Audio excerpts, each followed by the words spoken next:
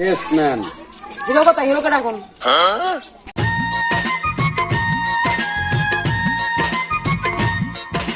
Hero ready.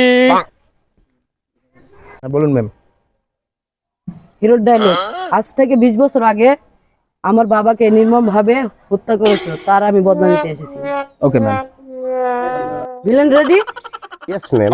Camera action. আজ থেকে 20 বছর আগে তোর বাড়িতে আমার বাবা একটা নীল রঙের বদনা রেখে গেছে। আজ আমি সেই বদনা ফেরত নিতে এসেছি। কাট কাট কাট কাট। এটা কি হলো? কেন হয় নাই? হয়েছে? হ্যাঁ হয়েছে তো, অনেক সুন্দর হয়েছে। ভবিষ্যতে অনেক বড় হিরো হবেন আপনি। ওই এত বড় ডায়লগ দিয়ে বড় হিরো হয়ে যাচ্ছে, আমারও তো বড় ভিলেন হয়ে যেতে হবে। না,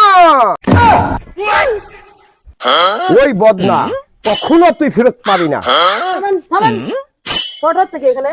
এই বদনা দিবি কিনা বল, নইলে মারবো এখানে, লাশ পড়বে টয়লেটে।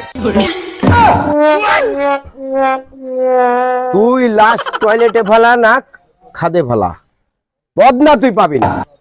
বদনা তোকে দিতে হবে। বদনা না নিয়ে আমি যাব না। বদনা তোকে আমি দেবো না, তুই কি করবি কর। আমি নিয়েই তবে এখান থেকে যাবো। তোকে আমি দেবো না, তুই কি করবি কর। আমি বদনা নিয়েই তবে যাবো। তোরি শুটিং এর গুলি মারি।